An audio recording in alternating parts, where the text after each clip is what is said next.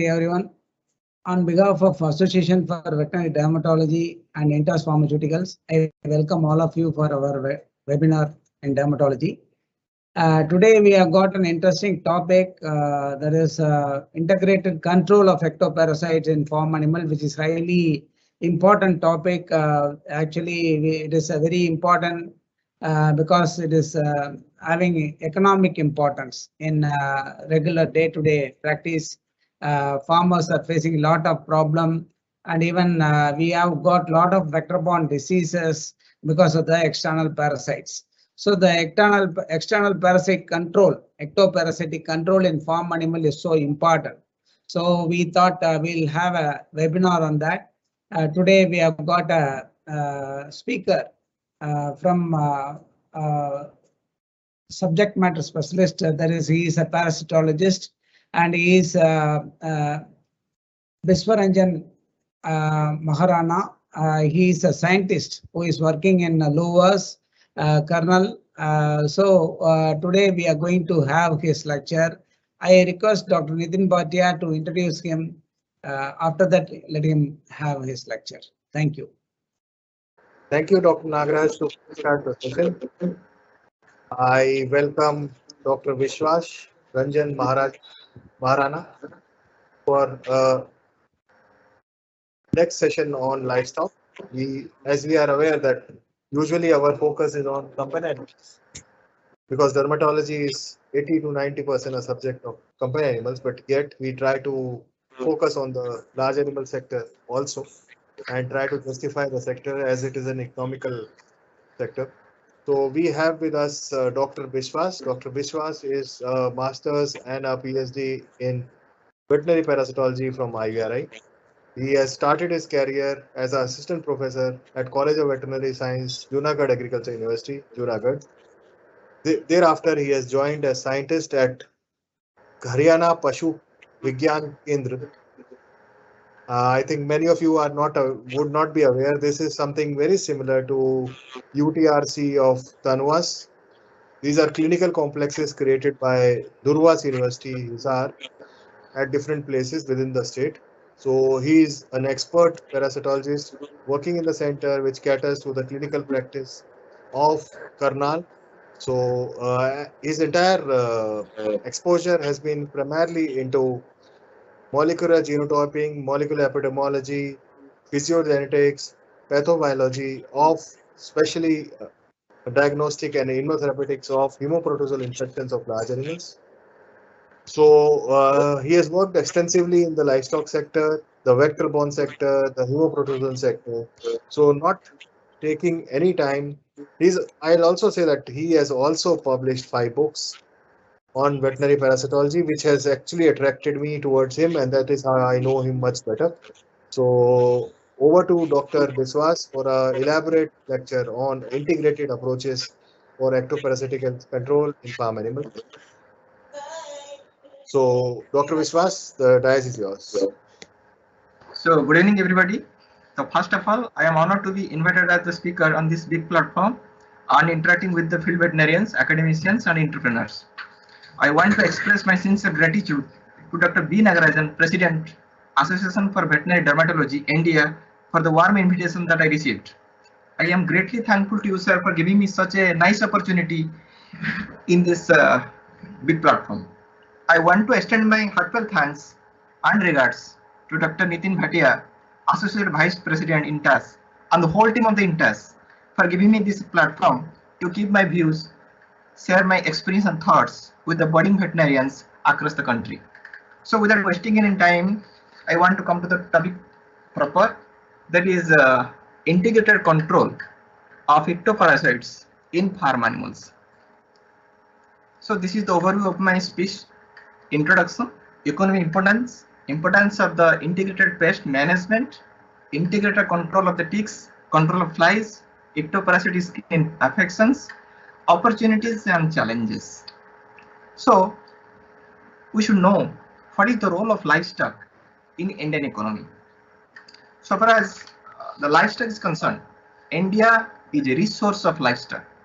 It is first in total buffalo population, second in cattle and goat, third in sheep population in the world. Animal husbandry and dairy activities, along with agriculture, continue to be an integral part of human life since the process of civilization starts. In India, about 20.5 million people depend on livestock for their livelihood. As you know, the livestock sector contributes more than 4% GDP and more than 25% of the total agricultural GDP. And it provides gainful employment in the rural sector, particularly among the landless, small and marginal farmers and women, besides providing cheap and nutritious food to the millions of the people. So, it is better termed as banks on hooves in terms of needs. Now, the major goal is in the 21st century is the need to feed a growing population while improving the productive capacity of the livestock. In 2016, Honorable Prime Minister Mr. Modi has set a highly ambitious target of doubling the farmers' income by 2022. An inter-ministerial committee on doubling the farmers' income was set up in April 2016 to recommend the strategy to achieve this goal. Now, the committee said that the farm income has to grow by 10.4% at constant base year prices to achieve this target. To achieve this goal of optimum or maximum production from livestock, it is mandatory to increase the number of the healthy livestock. I mean to say, we have to increase the healthy livestock free from several diseases. That may be bacterial disease, that may be viral disease, or maybe parasitic disease. So, in nutshell, parasitic disease somehow directly or indirectly affect the production or the reproduction efficiency of the animals. Among the parasites, there are ectoparasites, there are endoparasites.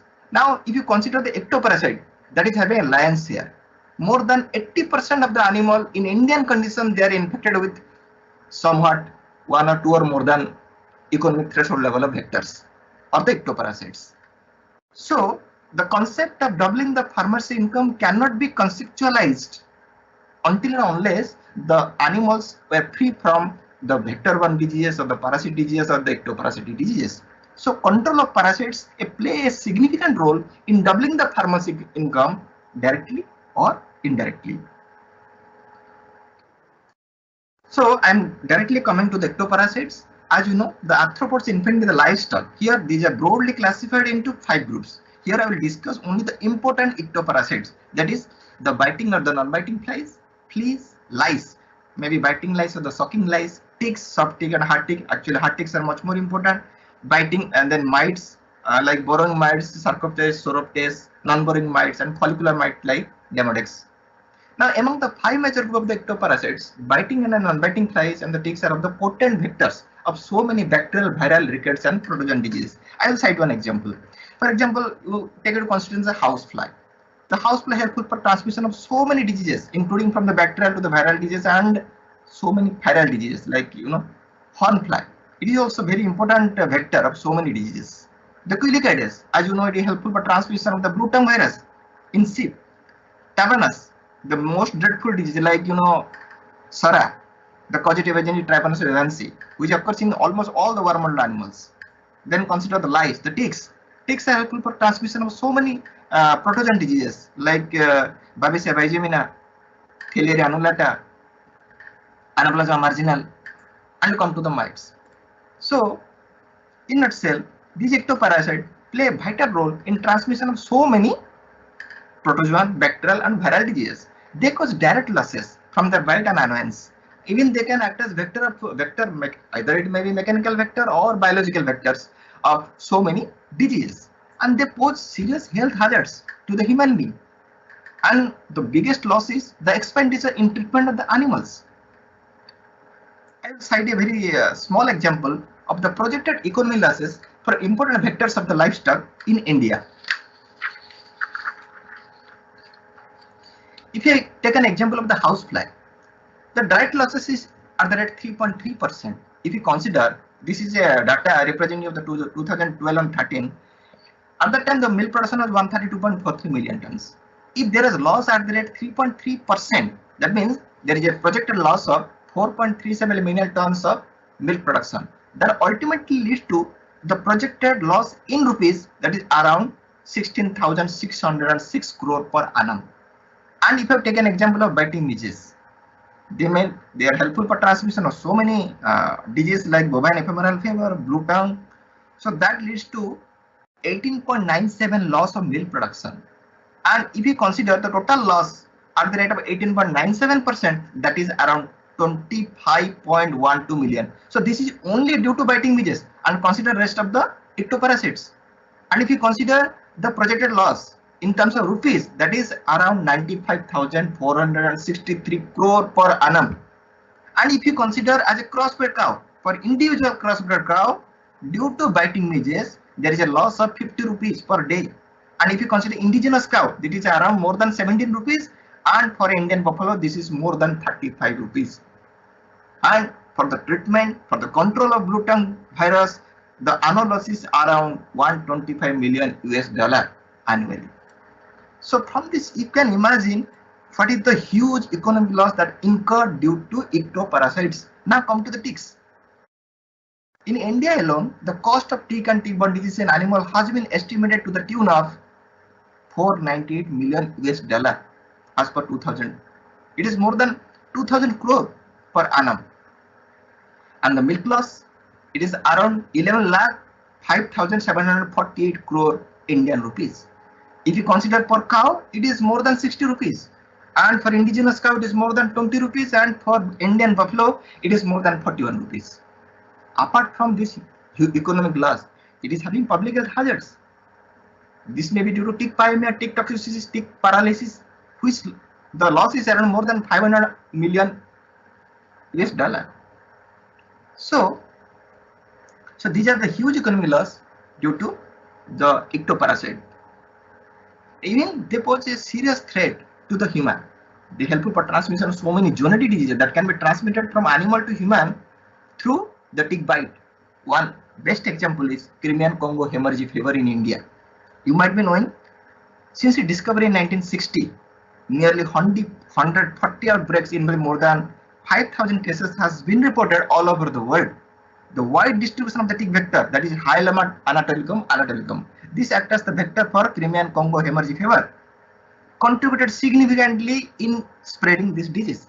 During 2012-2015, the disease transmitted in different states of India, mostly in Gujarat and Rajasthan, and the cases were documented from 6 districts of Gujarat, that is Ahmedabad, Amreli, Patan, Surendragarh, Kutch and Aravalli, and 3 districts of Rajasthan, that is Siroi, Jodhpur and Jaisalmer.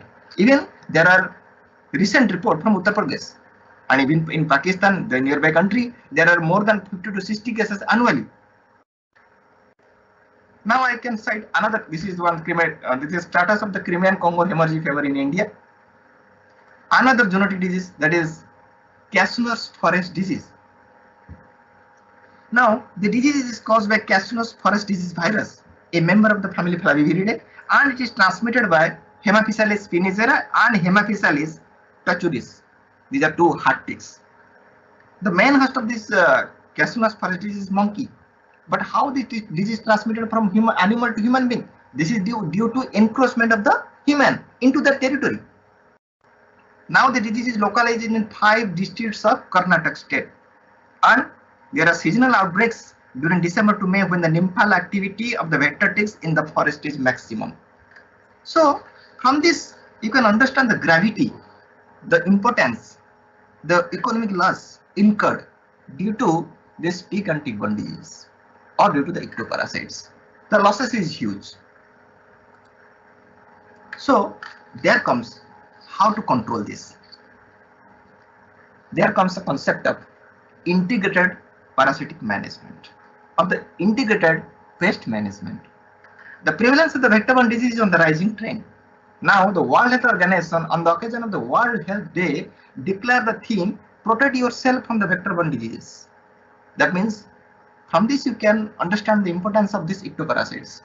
And the best way of combating the vector is implementation of integrated pest management or integrated vector management.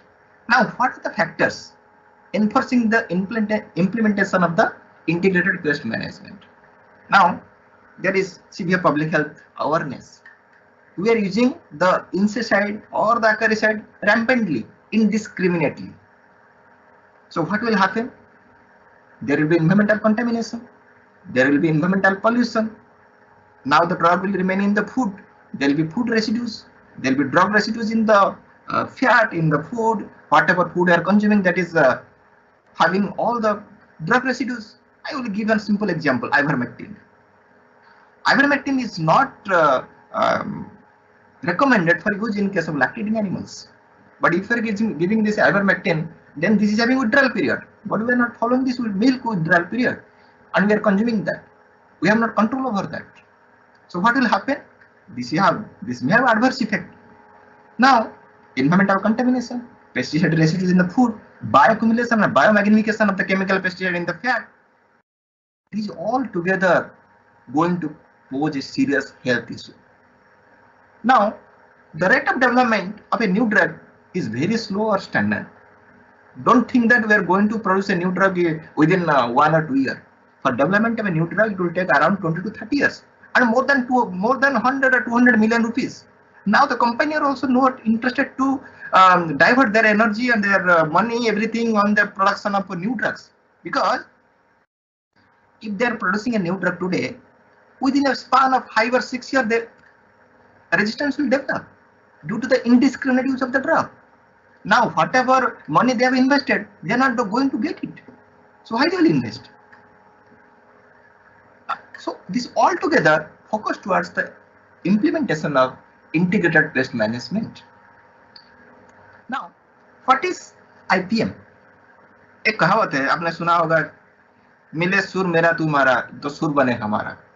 इसका मतलब है integrated pest management. It is the integrating available pest control methods to achieve effective, economical and sustainable combination of the chemicals, biological and cultural control. We are having all the mechanism. We are having chemical based control, we are having physical based control, we are having managemental control, we are having biological control, but we should use judiciously in a synchronous manner, in a harmonious manner. Music is soothing if all the musical instruments work simultaneously, synchronously and harmoniously, just like the slogan what I have told. Just like that, the integrated pest management works with the integration of all the weapons we have. So it is integrating all the currently available methods for effective control of pests in a compatible or harmonious manner to control the pest population to the best possible extent. Now, the theory of IPM relies on the two monetary benchmarks, that is economic injury level and economic threshold level. We should understand that. What is economic injury level and what is economic threshold level? So the economic threshold level is the population density. Population density means the density of the insect at which the control measures should be determined. So this is the point at which we have to take a decision whether we have to go for treatment or not, to prevent an increasing pest population from reaching the economic injury level. That means the economic threshold level is the pest density at which the management actions should be taken to prevent an increasing pest population from reaching the economic injury level. So here we have to take decision whether we have to go for treatment or not. But here below this level, the cost is more than benefit. So no need to go for treatment at the economic threshold level. Once the population reaches the economic injury level, at that point we have to go for treatment. Now, what is economic injury level? The smallest number of the insect that will cause yield losses equal to the insect management costs. That means the point in agricultural production system where the cost associated with the pest management equals the benefits from the pest management actions. In other words, below the pest populations represented by economic injury level, there is no need to take pest control actions because they are not economically justified. But economic damage can occur when the pest population are above the economic injury level. So, what are the objectives of this IPM?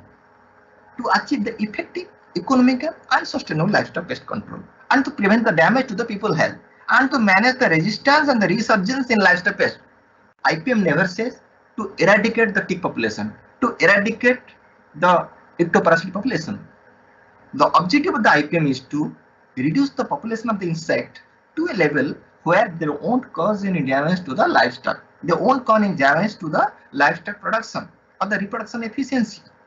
We have to reduce the ectoparasitic population or the pest population to a level where they are not dangerous or pathogenic to the host. That is the basic objective of the IPM, and to conserve the biodiversity. Because if you go for indiscriminate use of drugs, there are certain useful pests that will die. That's just like honeybee. These are very useful. But if you go for rampant use of insecticide, there are so many useful insects, they will die. So our basic aim is to conserve the biodiversity. So the basis of the integrated pest management is nothing but treat only when required, in place of treat routinely or treat indiscriminately. Eradication of the pest is undesirable in IPM. IPM never says that don't use acaricide, but use acaricide judiciously. You are having weapons, but you have to use the weapons judiciously, because it is just like double-edged sword. Because we are not having so many weapons, we are having only limited number of weapons, and we have to use the weapons judiciously, cautiously, harmoniously, synchronously. That is the basic objective of integrated pest management. And IPM shall be attempted to optimize the production. Remember, to optimize the production rather than maximize it. So it is a amalgamation of all the methods, like physical method, cultural method, biological method, chemical method, that all together constitute the IPM. Now, before going for the integrated control of the ticks, we should understand what is the economic significance of the tick. Ticks are economically most important pests because they can transmit so many, as I have already discussed, they are helpful for transmitting so many protozoan diseases apart from bacterial and rickettsial diseases like Babesia, Theileria and Anaplasma. And you might be knowing, if the animal is suffering from Theileria, then if the animal is producing 10 or 20 liters of milk, within a day it comes to 0. The normal hemoglobin of the cattle is around 10 to 16. But if there is hemoprotozoan infection, then drastically it reduces from 10 or 16 to 1 or 2, and the animal won't survive. So there is a huge economic loss to the farmers. Here I am working in Pasu Vigyan Kendra, and every day I am getting this tick-borne diseases. So the ticks, and you might be knowing that one tick, I am giving example of a small tick, it can suck around 1.5 ml of blood per day. That will lead to loss of 8.9 ml of milk per day, and that ultimately resulted in 1.37 gram of body weight per day. That means there is loss in milk blood, there is loss in blood, loss of milk, and loss of body weight. And apart from that, they are also producing so many toxins that will lead to tick toxicity and tick paralysis. And forget about the treatment cost. Now, I have given one example of the multiple effect of the tick feeding and tick-borne disease on the animal production. There are so many interrelations: height, weight, meat production, reproduction, consumption rate, calving, weaning, milk yield, protein production, everything. So these are directly or indirectly related to the tick. Okay, how they are going to affect the production and the reproduction efficiency of the animal. And these are the different tick species which are prevalent in India. It is the ticks are present throughout India, throughout the length and breadth of the India. Okay. Now, before going for the control measures, you should understand what are the different ticks. Either it may be a one-host tick, or a two-host tick, or a three-host tick. Now, as you know, in case of one-host tick, all the life cycle completed in the one host, except the adult. What will do after sucking the blood? It will fall down, and it will lay eggs in the cracks and crevices. So remember this. That is very important. I will tell in the next slide. Now, two-host tick. So it requires two hosts, and three-host tick require three hosts to complete the life cycle. Now, if I compare the one-host tick, the two-host tick, and the three-host tick. Now, controlling the one-host tick is very easy compared to the two-host and the three-host tick. Why? Because in case of one-host tick, as I have shown, all the life cycle completed in one host. While in case of two-host and three-host tick, the life cycle completed can be completed in more than one host. So it is very difficult to control two-host and three-host tick compared to the one-host tick. Now, what is the integrated approach for control of the ticks? The first and the foremost important is management control. That is housing in tick-proof building. The cattle and buffalo shed that should be tick proof. It should be made of concrete. The floor should be made of concrete. There should not be any cracks and crevices. The pure bred and the exotic or the crossbred animal, that should not be kept with the indigenous animal, because the exotic animals, they are very much susceptible to tick infestation. There should be no cracks and crevices in the building. Caulking of the walls of the animals, it is very inexpensive measure that significantly reduces the tick burden. An acaricide channel should encircle the entire building, so that the ticks cannot pass and enter the animal site or the animal premises. Heaps of dung cakes and stacks of the bricks may also provide breeding places to the ticks in animal cells and should therefore be removed regularly. Then, separate housing of the cattle and buffalo. You might be knowing the buffalo, they are very much resistant to ticks compared to the cattle. But at some instances, we have seen that the buffalo can be infected with the ticks. So it is better to separately house the cattle and the buffalo. The next one is burning of the waste, burning of the pasture. Since the female tick, actually what will happen? We are always, whenever you are going for any treatment, you should target on the host as well as of the host. Why? Because on the host you will find more than 50 or 100 ticks. But of the host, what will happen? I have already shown in the life cycle, tick after engorgement, it will fall down and it will hide itself in the cracks on the crevices.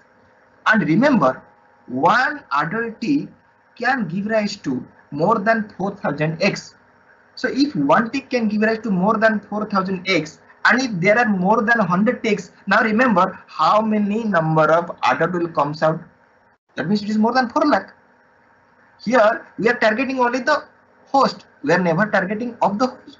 So what will happen? Many times the farmers are questioning, sir, whatever drug we have given, it is not working. Actually, it is working. Whatever drugs we have applied on the animal, they died. But what about the ticks which are remaining inside the cracks, the crevices? They will produce eggs, and the eggs will hatch. They will produce larvae, and the larvae again attach the host, and it continues its life cycle. And the larvae are very much resistant to the hot environment. They can remain without feeding for more than 6 months. So whenever we are going for any integrated approach, there should be on the host treatment and of the host treatment. We have to treat both the animal as well as the animal surrounding. You have to regularly burn the pasture. Whatever filth material we are getting, you have to clean the shed regularly, and then whatever garbage or whatever filth you are getting, you put it in one place and you burn it. Then and only all the ticks will die. And you try to spray whatever things on the cracks in the crevices and try to make it crack free. You make the floor of the animal shed that is made of concrete. Okay.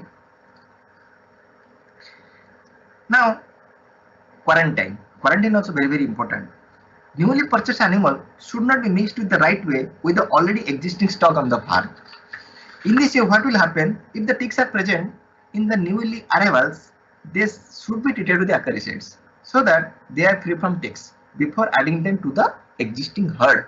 Suppose आप बाहर से जानवर लेके आते हैं, so first you treat them with the acaricide, any broad spectrum acaricide. After that, you allow these animals to mix with the other animals in the farm. The second is pasture spelling or the rotational grazing or the plowing of the land. It will ultimately help in reducing the tick population. If you go for plowing, what will happen? The ticks and the eggs get the sun exposure, and due to desiccation they will die. And pasture spelling means you have to give the pasture rest. Don't allow the animal to graze for another 2 to 3 months. Then what will happen? Without host, the ticks will die. So this is a very good method, but that is not feasible in India because this is because of most communals in India, and pasture spelling and the rotation pasture are not very effective for the control of the multi-host ticks. It is very effective for one host tick.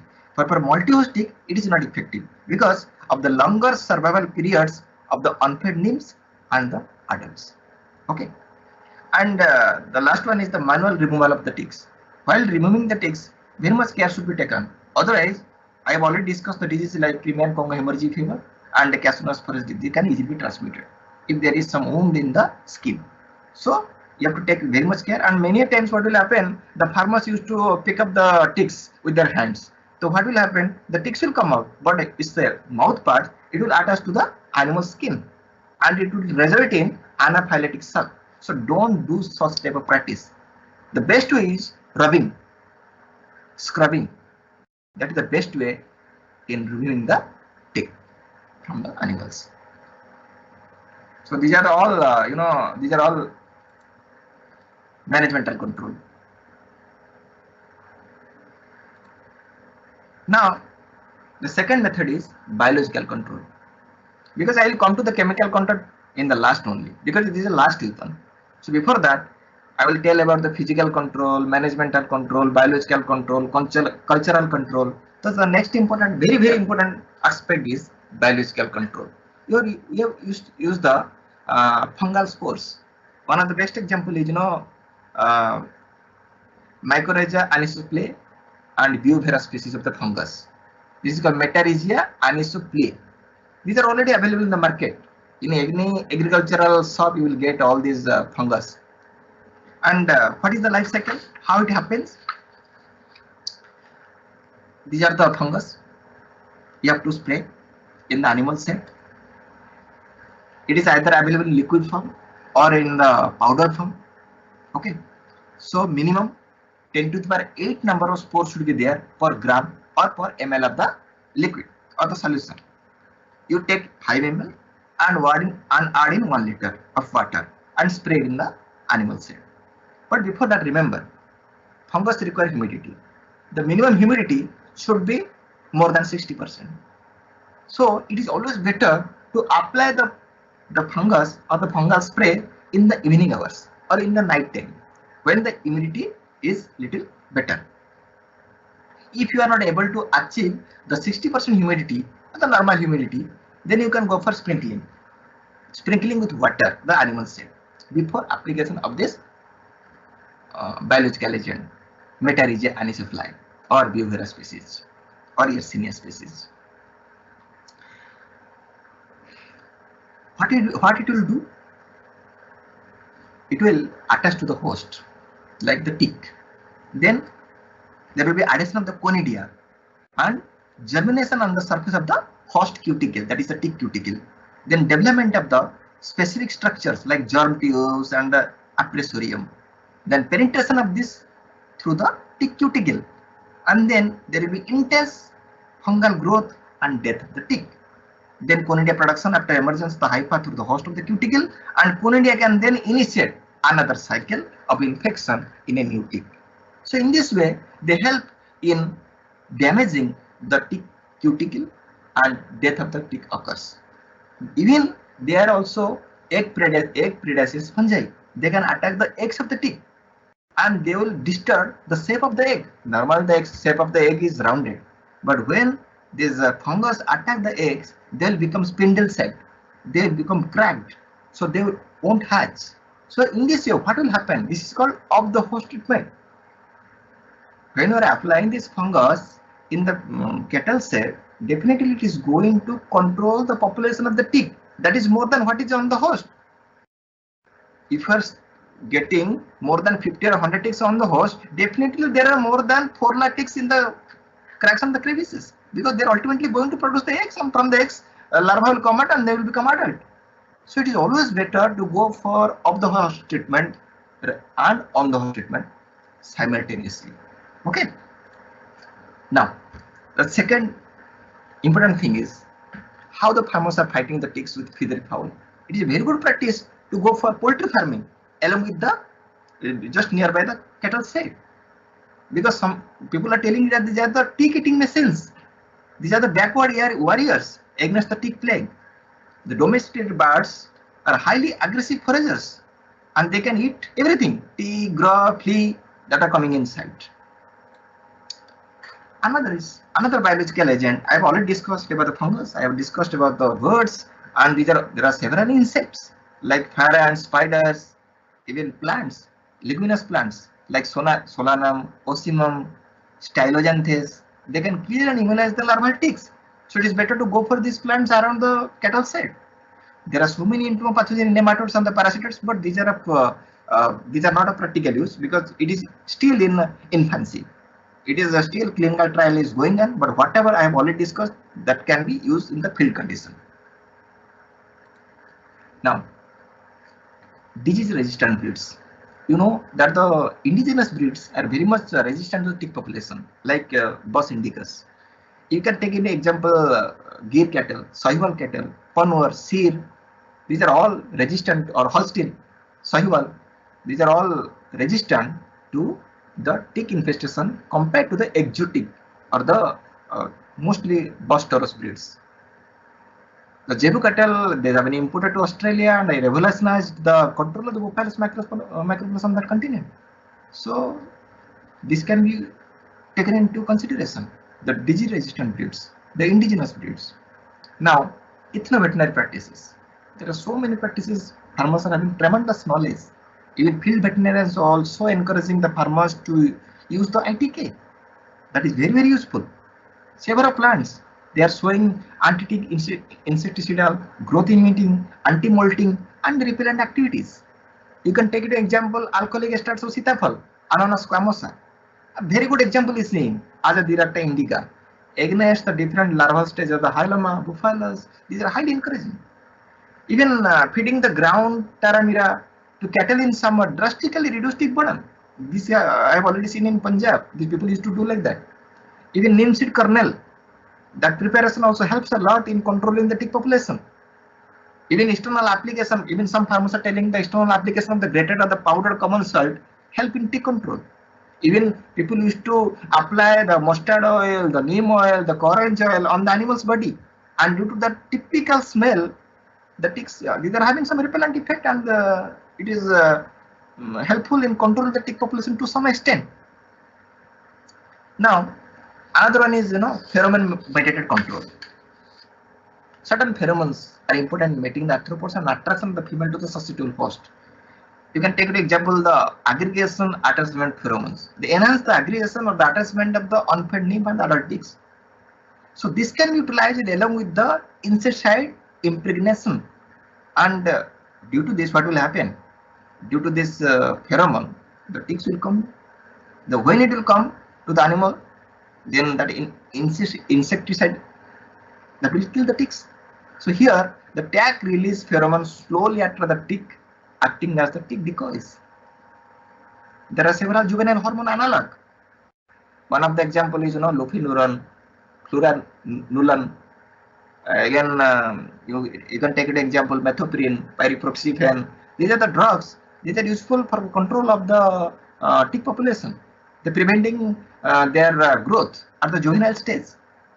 There are two types. One may be a chitin inhibitor or maybe a chitin synthesis inhibitors. Now, the last one is the immunological control. Several trials have been conducted for control of the ticks, the ectoparasite, through targeting various targets.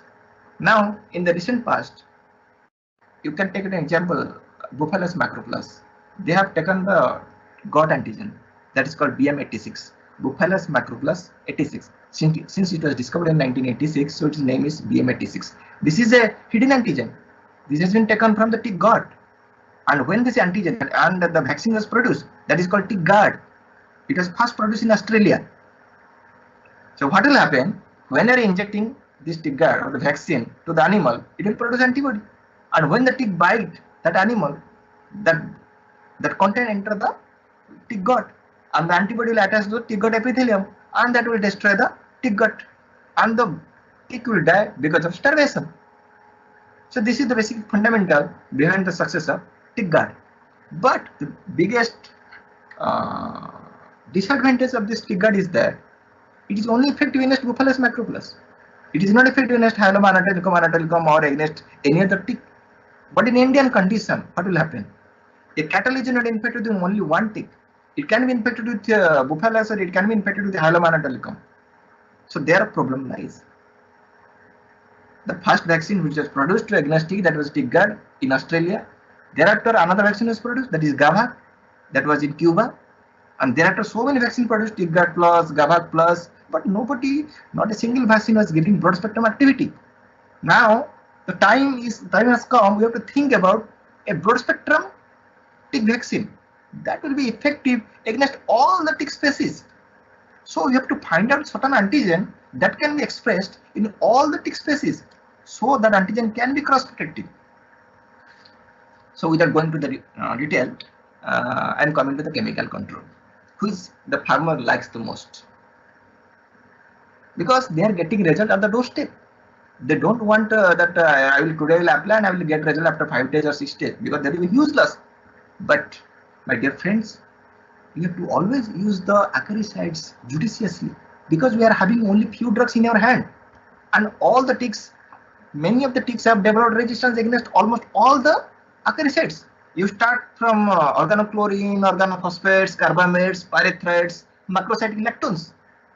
Against all the acaricides, the ticks have developed resistance. Now the only thing is we have to use the acaricides judiciously. So what will we do? We have to use periodic application of the acaricides. We should understand what are the prevalent tick species in a particular area. What is the epidemiology of the ticks? We know the life cycle of the tick is 21 days. So we should apply the acaricide in every 21 days, so that the complete life cycle will be finished. Every stage of the ticks will be destroyed. And you should go for on the host as well as off the host strategy. There are various methods of application of the acaricide, starting from dipping, spraying, spot on, pour on. So many preparations are there. When you are considering large animals, a large group of animals, then you can go for dipping. If you are going for a few animals, you can go for spraying. The n number of drugs are available in the market, starting from deltamethrin, permethrin, cypermethrin, flumethrin. You can take very good example, flumidas. It is a pour-on preparation. It has to be applied from the neck to the tail region, and because of paralysis, the tips will die. But whenever you are using chemical control method, you have to use it judiciously. Don't go for indiscriminate use. Okay. These are the different acaricides and their efficacy in India, starting from 96 to 100%. Okay. And this is the distribution of resistant ticks in India. You see, against almost all the drugs, the resistance has developed. So that's why there comes the point, integrated tick management or the integrated pest management. We have to use all the technology, physical, chemical, biological, as well as chemical methods. Now, what are the points to be remembered while applying the acaricides? Avoid dipping on cloudy, rainy, windy or cold days. Provide sufficient water for drinking before applying acaricides. Then what it will do? If you won't give water, then it will try to lick the acaricide, what has been spread on the animal body. So unduly it can, because it is a poison. Though it is having some broad spectrum activity, it is having a therapeutic index, safety index, still you give sufficient water, so the animal will won't become thirsty. Then apply the acaricide. Never apply acaricide in the wound region. Avoid contamination of the dipping tank with organic matter. The animal must actually swim in the tank and have 1 or 2 dips of their heads, so that the whole body will cover in the dip. The concentration of the dip should be very carefully adjusted and may be same as recommended for the spray. Always refer the company's protocol, the company's recommendation, the level of the company. Weak animals less than 3 months old, they are not subjected to dipping. For small number of animals, suppose it's 10 to 25, spraying with a bucket pump hand sprayer is more economical. Every part of the body should be sprayed, and not only the hair but the skin must be moist. Okay, and the acaricide group should be changed often to avoid resistance from developing, and always take the advice of a registered veterinarian for appropriate acaricide and its dosage, and always try to rotate the different class of acaricide. In that way, we can reduce the resistance, because once the resistance will develop, means it will remain for generation to generation, because it is a heritable trait. It can transfer from the mother to the offspring, and once the resistance are developed, it is very difficult to control the tick population in that particular farm, and it can incur a huge economic loss. Okay. So, if somebody will ask, what will be the strategy for integrated tick management without use of chemicals? Then I must say, clean the shed once in a week for every 3 weeks and go for pasture burning. हफ्ते में एक बार सफाई करो and उसको अच्छे से burn कर दो. Do it for and ये हर मानसून में करना चाहिए. जैसे मान लो summer, winter and monsoon. You do this in summer, you do this protocol in winter, and you do this protocol in monsoon. Then application of the herbal acaricide once in a week for 3 weeks.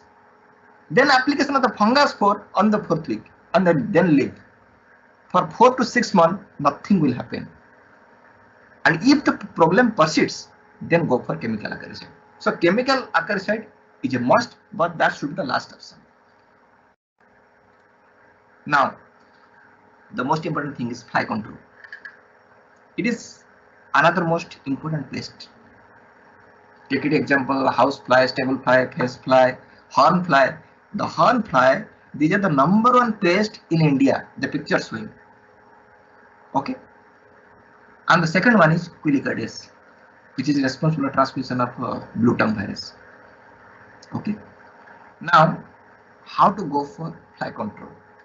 The only important thing is proper manure and urine disposal on a regular basis. These are very small things. These are only managemental methods how to control the fly population. Disposal should be done at a reasonable distance from the cattle shed. Stagnation of the drainage should be avoided. These are all ITK methods. Smoking the shed with raw leaves, neem leaves, especially during evenings, would help in reducing the fly population.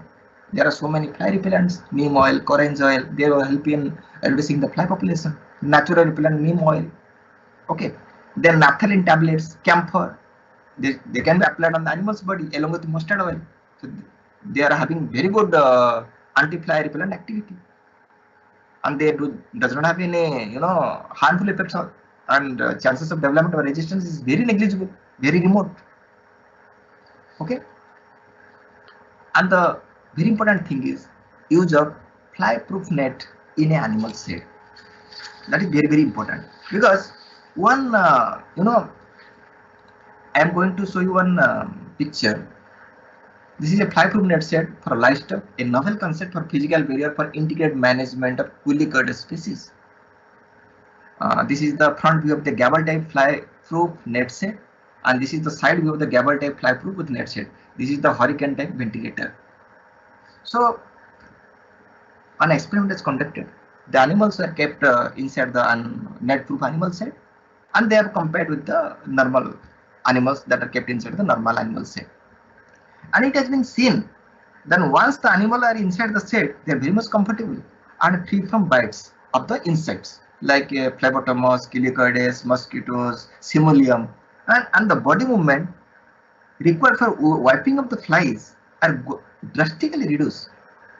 Means in the animal shed, and if you compare with the normal shed, in the normal shed there are 196 movements, but in the animal shed there are only 22 movements. So drastically we have reduced the body movements from 196 to 22. Now that energy can be utilized for the production of milk, for the weight gain, and it has happened. The animals which are kept inside the animal shed with net, there was increase in body weight more than 18%, and there is an increase in milk yield. Now the second one is the horn fly control. I have already told you that the horn fly, it is the #1 pest in India. These are these are the half of the size of the house fly.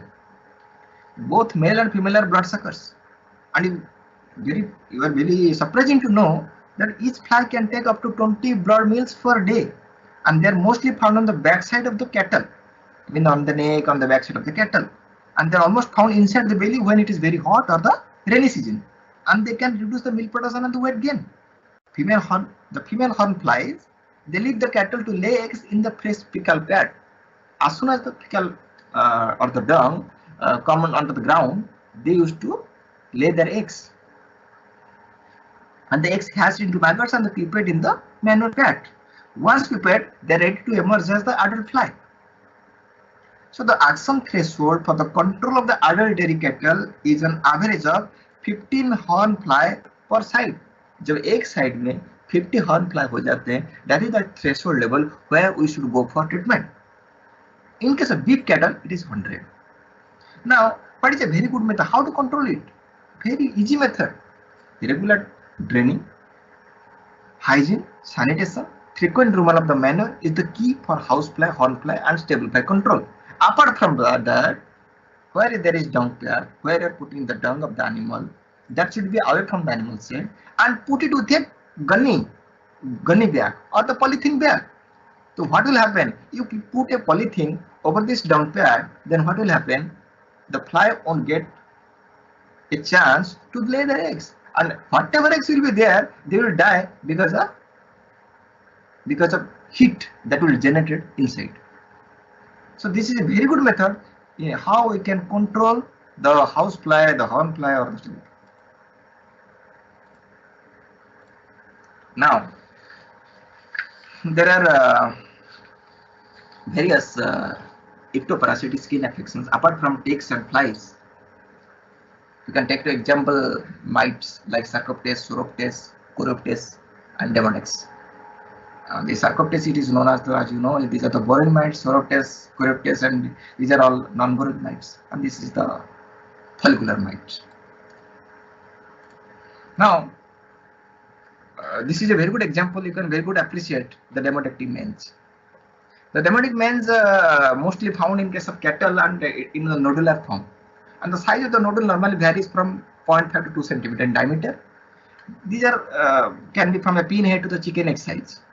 And on the palpation, you can find cheesy pus, toothpaste-like pus will come out. And if you take the impression sphere and keep it on the microscope, you will see large number of these demodex.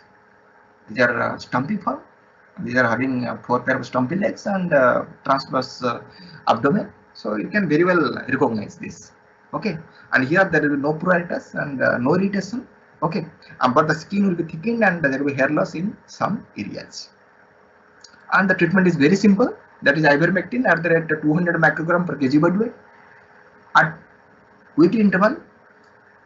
And you can go for antibiotics, multivitamins, and so many poron or the spot-on preparation. But remember, the localized dermatitis is a self-limiting and the animal own immune system can overcome the infection. But if it is a generalized condition, then it is very difficult to control the demodectic mange, mostly in case of cattle or it may be in case of dogs.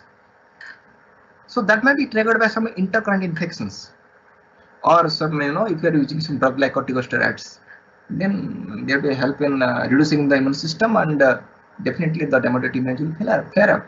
So in that case, you have to take into consideration such factors. Now, the second most important thing is sarcoptic mange. It is also known as head mange. It is mostly found in case of sheep, but it is also found in case of cattle. The causative agent is Sarcoptes scabiparvovis, and it's a zoonotic notifiable disease. It can be transmitted from the animal to human. It can be transmitted from the animal to animal through contact. Mostly found in the head, neck, and the shoulder region. And there will be a thickening, and there will be, these are called boring mites.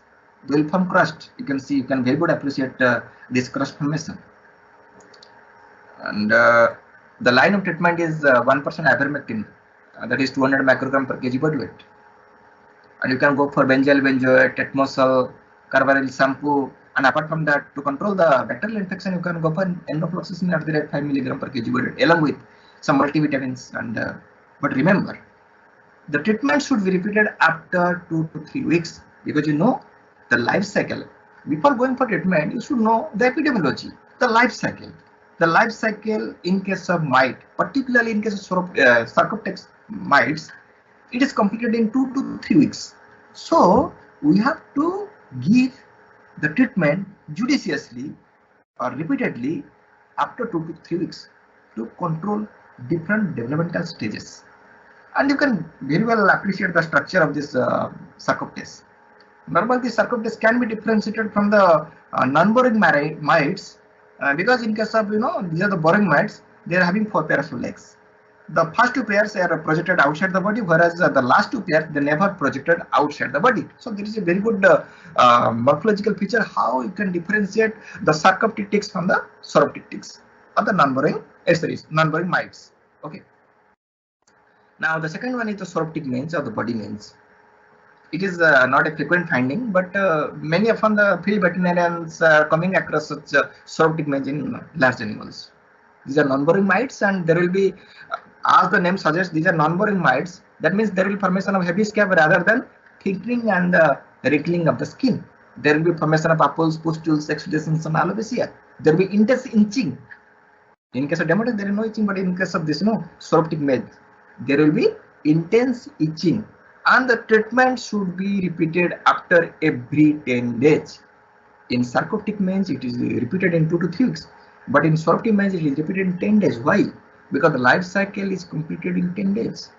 So you have to target for the different developmental stages. So if some developmental stages is missing, then that can be covered if you go for treatment after 10 days. And the line of treatment is same. Now go for corruptic males. Corruptic males, there will be, this is also a non-boring mite. There will be intense itching. It mostly affects the tail region. And the lesion is board-shaped. Very well characteristic feature is board-shaped lesions. Board-shaped lesion means both the forelimb, hind limb, and the tail, they are affected. So by seeing the critical lesions, you can say it is a corruptic males. There will be violent switching of the tail, rubbing of the tail, and the perineum against the hard objects. Okay.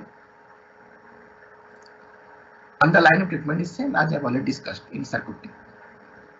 Now, another interesting feature is another ectoparasite, that is pediculosis, that lice. The infestation of the animals with the lice are termed as pediculosis. This pediculosis mostly occurs during winter season, and the common sign is pruritus, excoriation, and alopecia, loss of hairs.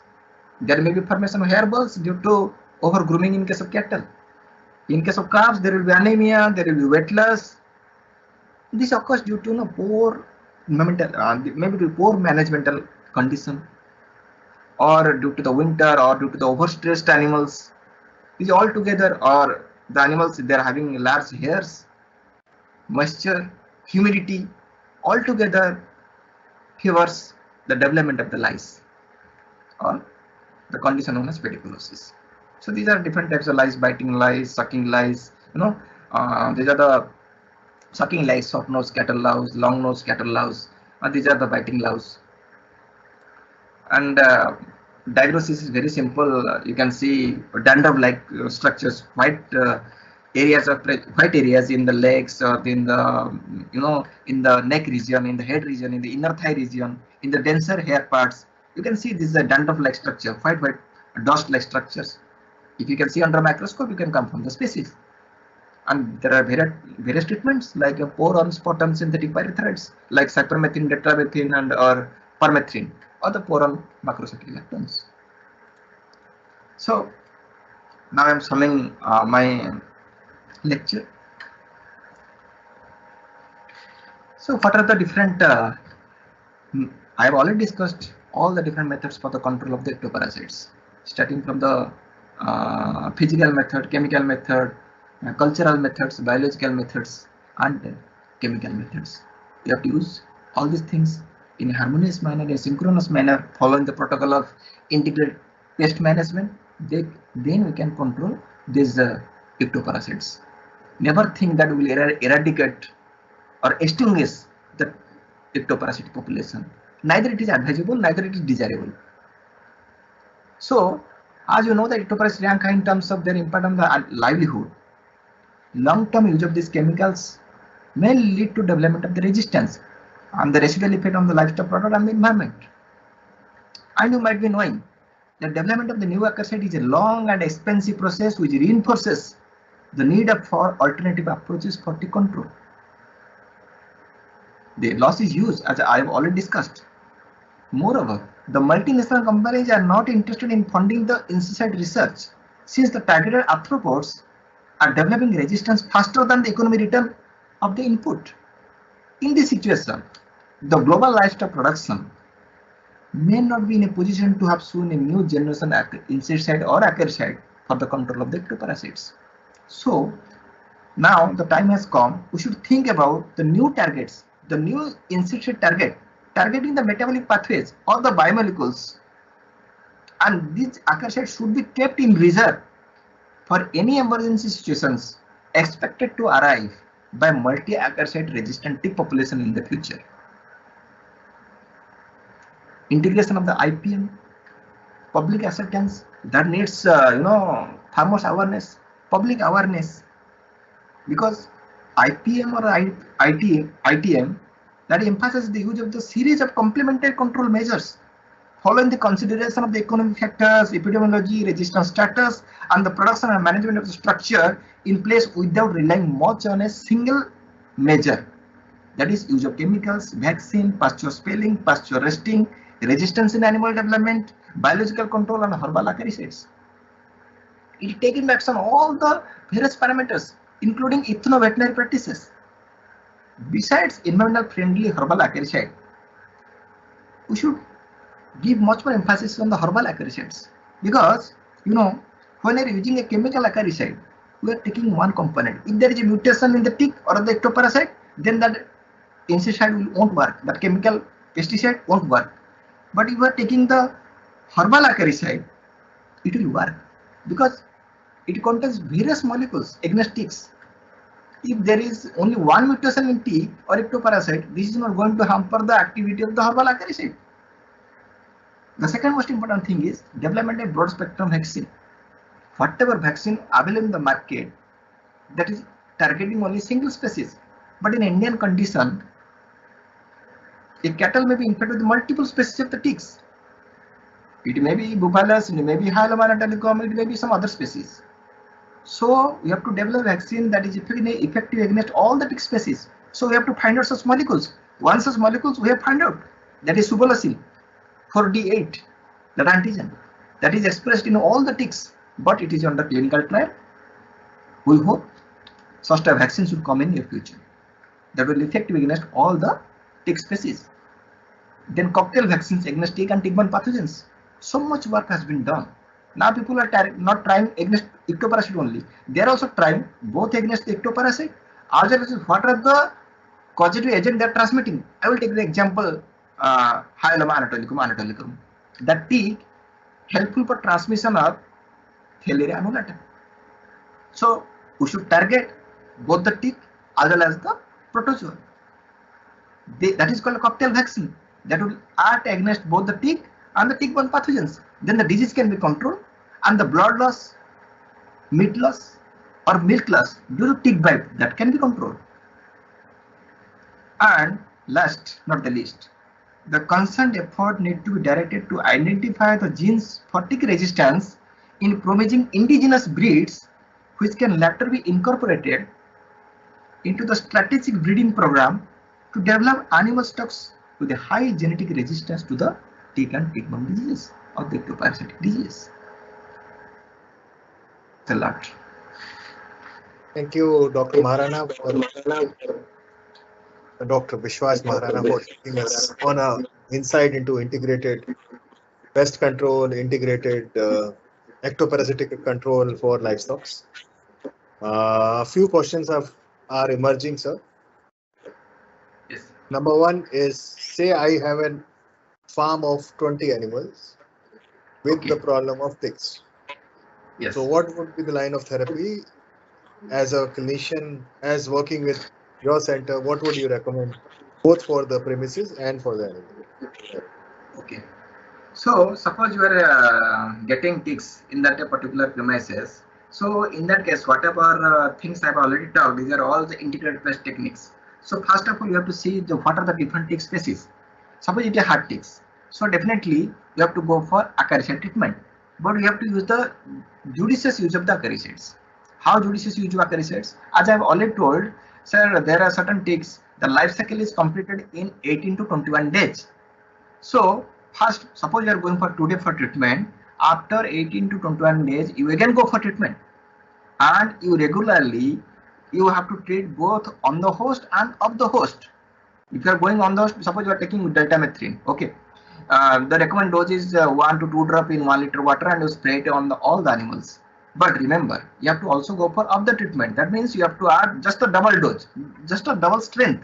You have to go for 2 to 4 drops in 1 ml of water and apply all the premises, because there lies the major tick population.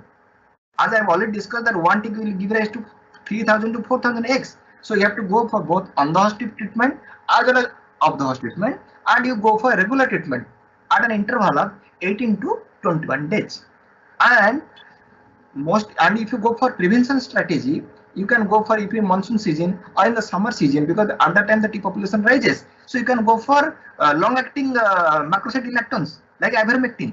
You can go for long-acting. Ivermectin LA has come. It can give protection up to 2 to 3 months. You can go for that, and you can also apply, that biological control. Whatever, if your farm is free from ticks, and you want to make your farm a tick-free farm. So whatever procedure I have told you, first every week you go for cleaning, then burn it, and every week you go for herbal therapy, and the fourth week you go for fungus therapy, and after that this will protect your farm for at least 2 to 3 months. Or if the problem still persists, then you go for acaricide treatment, and the acaricide treatment should be used regularly till the problem solved. Right, sir. Sir, I have seen in Haryana that people use mosquito nets in the night. So how far is that recommended therapy from the clinical end, from the scientific end, from here? It is a very good it is a very good integrate it is a very good method, so we can control the ectoparasites like Pulicodes, phlebotomus, or the simulium flies, because because whatever because they are doing a lot by disturbing the animal, by tick bite, by by creating annoyance. So in that way, if we are keeping the animal inside the animal shed or in the net proof shed, in that way we can reduce their disturbance. That can be utilized for production and the reproduction efficiency. As I have already told you, one experiment was conducted by Narlathan sir, where he has kept the animal inside the gable shed, animal shed. It is provided with net, and they found there are more than 196 movements when the animal was kept inside without the net proof shed, and that when the animal was kept inside the net proof shed, that reduced drastically from 196 to only 22. So that energy has been utilized for the production of the milk and weight gain, and it has been seen that there was more than 18% weight gain, and milk production was also enhanced. So that is a very good method for the control of the ectoparasites, particularly Pulicodes. And for Pulicodes particularly, I am telling, the mosquito net is not enough, because they are very small flies, half of the size of the mosquito. The normal mosquito net won't work.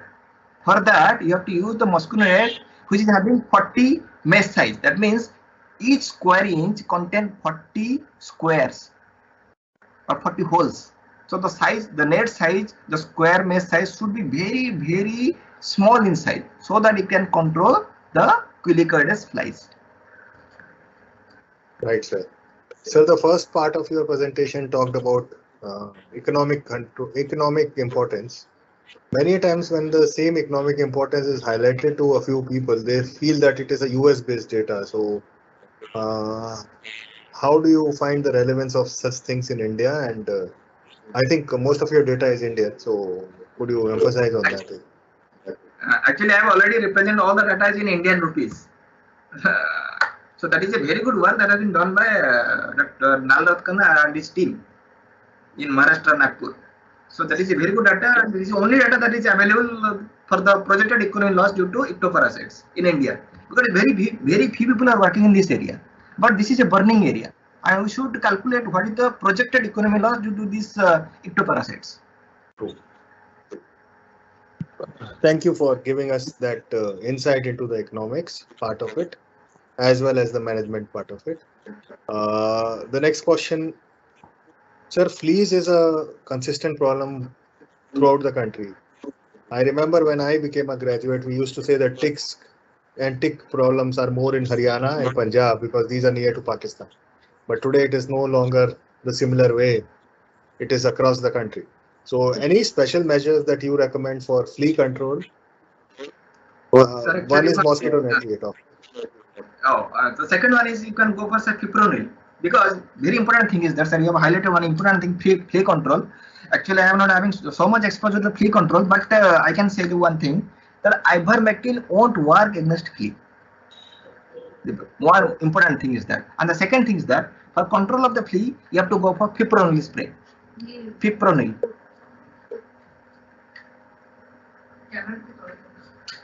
You have to go for fipronil treatment. That is very much effective against flea control.